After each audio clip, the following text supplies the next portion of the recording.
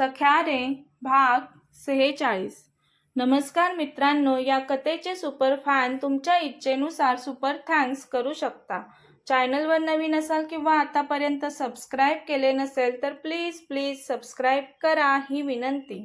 प्लेलिस्टमध्ये यापूर्वीचे सर्व episode save आहेत, कृपया पहा.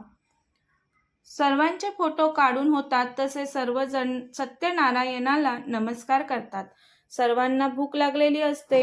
माई सरिताची जेवणं वाढण्याची लगबग चालू असते.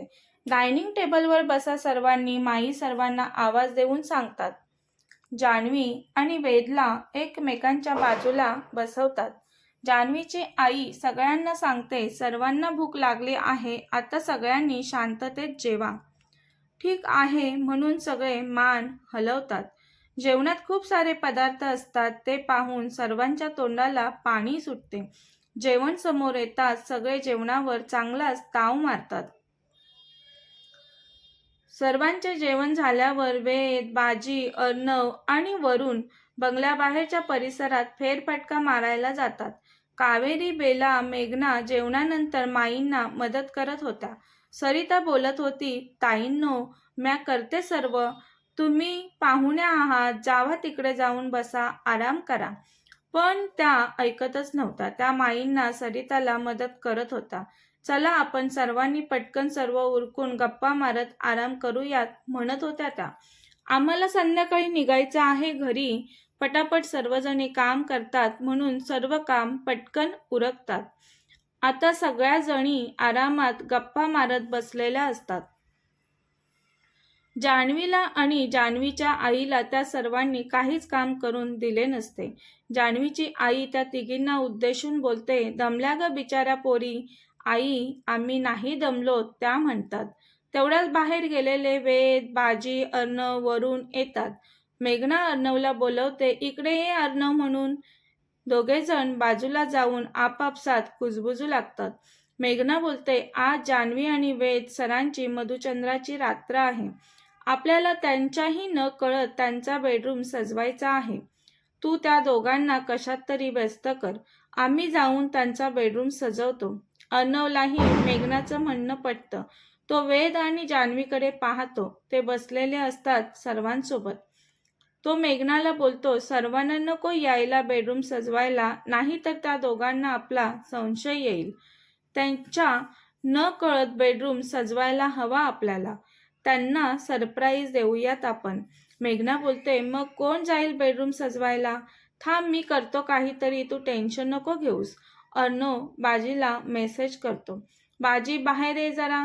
बाजी काळजीने असे का बोलवले म्हणून अर्णवकडे पटकन येतो. त्याला वाटलं ऑफिसमध्ये काही प्रॉब्लेम झाला की काय. तो तसं अर्णवला विचारतो. अर्णव बोलतो, काही प्रॉब्लेम नाही, आज बॉसची बेडरूम सजवायची आहे. अच्छा, मग मी काय करू शकतो? बाजी बोलतो. बाजीला तर काहीच कळत नसतं त्यातील. त्याच्या आवाक्याच्या बाहेरच्या असतात या गोष्टी. अर्णव त्याला बोलतो, कावेरी नाही तर बेला, कोणाला तरी हाताशी घे. बाजी जोरात, म्हणजे मी करायचे? मला नाही जमणार. आणि त्या तडतडत्या मोहरीसोबत तर नाहीच. बॉसचं काम आहे आणि माझी ऑर्डर आहे, तुला करावंच लागेल. अर्णव आता ऑर्डरच्या भाषेत बाजीला बोलतो. त्या बेलाला नाही तर कावेरीला कसं सोबत घ्यायचं तुझं तू ठरव, मला नाही माहीत. बॉसची बेडरूम एकदम छान सजवायला हवी, तेही आजच, आत्ता. जा आत्ताच कामाला लाग बॉससाठी. बॉससाठी काहीही करण्याची तयारी असते ना बाजीची, म्हणून बाजी काहीही बोलत नाही. बाजी, अर्णव दोघेही आता सर्व बसलेले असतात तिथे येतात.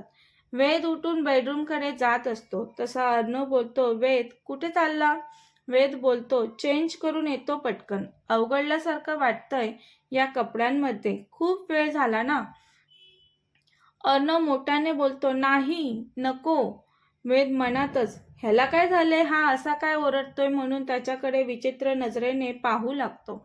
तसा अर्णव, अरे नाही म्हणजे वाजले किती बघ, आम्ही थोड्या वेळाने निघणार आहोत, तू नंतर चेंज कर आम्ही सगळे गेल्यावर. थोड्या वेळानंतर सर्वजण निघणार असतात. मग वेदही ओके बोलत थांबतो. आता सगळेजण गप्पा मारण्यात व्यस्त असतात. बाजी बेलाकडे आणि कावेरीकडे पाहून इशारा करत असतो. बाजूला या, थोडं बोलायचं आहे म्हणून. त्या दोघींना काहीच कळत नाही हा असा इशारा कशासाठी करतोय आपल्याला म्हणून. बेला कावेरी दोघीही आपापसात बोलतात, हा काय डोक्यावर पडलाय का? आमच्याकडे पाहून असा इशारा करत आहे. अर्णव मेघनाला खुणावतो, तिकडे पहा म्हणून. मेघना त्यांना पाहते. ते कावेरी आणि बेलाला हळूच सांगते कानात, बाजी तुम्हाला बोलवत आहे, जावा बाजीसोबत. बेला, आता हा भजी आम्हाला कशाला बोलवत आहे? याचे काय काम आहे आमच्याकडे? आम्ही याला मदत नाही करणार. त्याचे काही काम असू दे, आम्ही नाही जाणार, दोघेही बोलतात. मेघना बोलते, जावा, ऐकून तर घ्या, काय काम आहे त्याचे. इम्पॉर्टंट असेल तर. आता मेघनाला माहिती असतं त्याचं काय काम आहे ते, म्हणून ती दोघींना त्याच्याकडे जाण्यासाठी फोर्स करत असते. त्या उठून बाजीकडे जातात शेवटी. जान्हवी त्या दोघी कुठे चालल्या मेघनाला विचारते. मेघना बोलते, त्यांचं काहीतरी काम आहे बाजीकडे, येतील त्या लगेचच. हो का? जान्हवी बोलते. त्या परत गप्पा मारण्यात गुंग होतात. इकडे बेला, ए भजी, काय काम आहे तुझं? आमच्याकडे बोल पटकन. बाजी बेलाकडे रागाने पाहत, तुझ्या तर आता. रागाने त्याच्या हाताच्या मुठी आवळतो. बेला बोलते, तुझं काहीच काम नाही आमच्याकडे, माहिती आहे मला. आम्हाला उगाचच त्रास देण्यासाठी बोलवलंस ना? चाललो आम्ही. ए चल कावेरी, तसंही या भजीशी आपल्याला काहीच घेणं देणं नाही. ओ मिस्टर भजी, बाय बोलून बेला जाण्यासाठी वळते. बाजी मनातच, काय यार, ही काय पणवती आहे, ऐकून पण घेत नाही. त्यांना जाताना पाहून बाजी, बेला, कावेरी, थांबा, मला बोलायचं आहे तुमच्याशी. विनंतीच्या भाषेत बाजी बोलतो. तशी कावेरी बोलते, काय बोलायचं आहे तुला आमच्याशी, बोल पटकन. कसं बोलू यांच्याशी म्हणून बाजी जरा संकोच करत असतो. बाजी ते बोलत अडकळत बोलत असतो. तशी बेला, ए भजी, काय ते पटकन बोल, नाही तर आम्ही चाललो.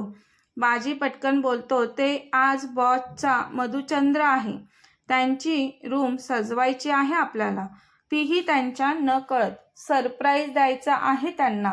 बाजी एका दमात बोलतो. त्या दोघी एकमेकींकडे आश्चर्याने पाहून, अरे यार, आपण तर याचा विचारच केला नव्हता. बेला बोलते, बरं बरं, आम्ही करू तुला मदत आमच्या जानूसाठी. काय करायचं आहे? बेला बाजीला बोलते, मला माहिती असतं तर तुम्हाला कशाला बोलावलं असतं. मला काही माहिती नाही, तुम्हीच काय करायचं ते करा, बाजी बोलतो.